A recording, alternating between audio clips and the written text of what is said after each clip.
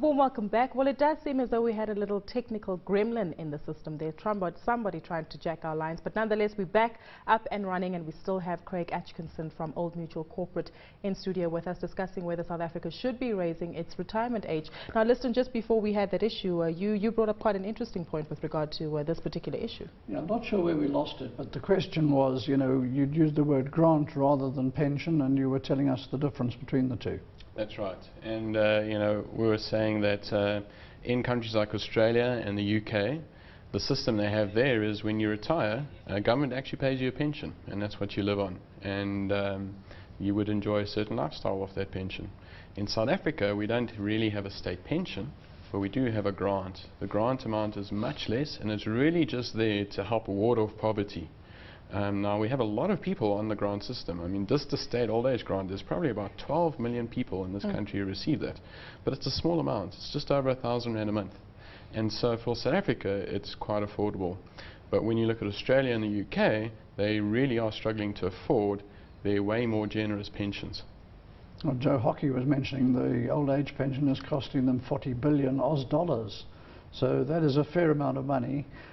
But again, part of it was politicians making wonderful promises back in the 70s.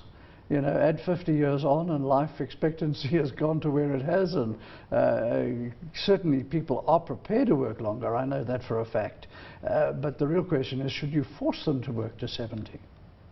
Well, I think that's a good question, and I'm sure the Australian public will be voicing their opinion. I don't think they're too happy about it. But I think for governments like Australia and others who I believe will follow, they just don't have another option. And what's causing the pressure is the fact that those pensions, there's no savings behind them. They are pay-as-you-go, meaning the tax that they raise from the taxpayers must go and pay those pensions. Today's tax pays today's pensions. And when you have a situation where more and more people are living longer, you just have so many more people receiving a pension compared to taxpayers, and that's really the squeeze. And so when you make the retirement age later, you kind of reduce that ratio a little bit and try and make it a bit more sustainable. Again, To the young guy, sorry. What about the Go ahead, Lindsay. structure of the labour market?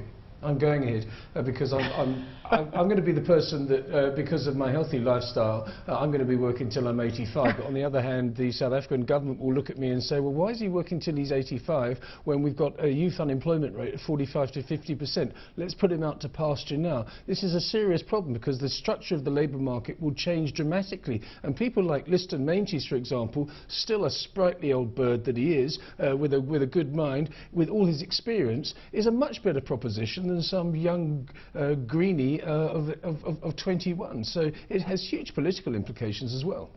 Yeah, well, Lindsay, I was going to say, don't look at day over 85. So well done on that. But it's interesting you mentioned that.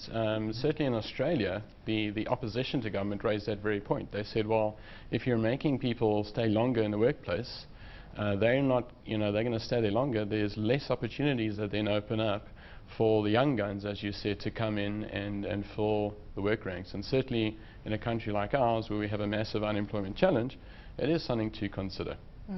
Well, it's interesting because that's in line with one of the tweets that we got from @Alskazo, who mentions that it will be a matter of experience versus innovation. But coming on to Lorna, she puts real pressure on the government, saying that the Department of Labour needs to force employees to get some kind of retirement benefit fund instead of leaving them to go by their ways, and then when they reach retirement, as you mentioned, now we have to issue a grant.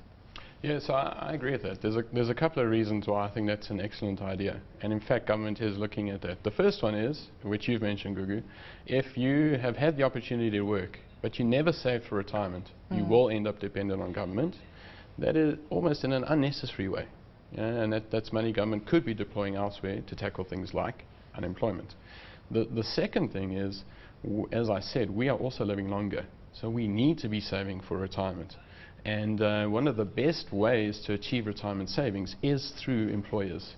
And the reason why I say it's one of the best ways is that it's very disciplined. You know, you can't miss out a month of saving. Automatically the employer puts in an amount, you automatically put in an amount, it's put into a fund, it's wisely invested, costs are pretty low.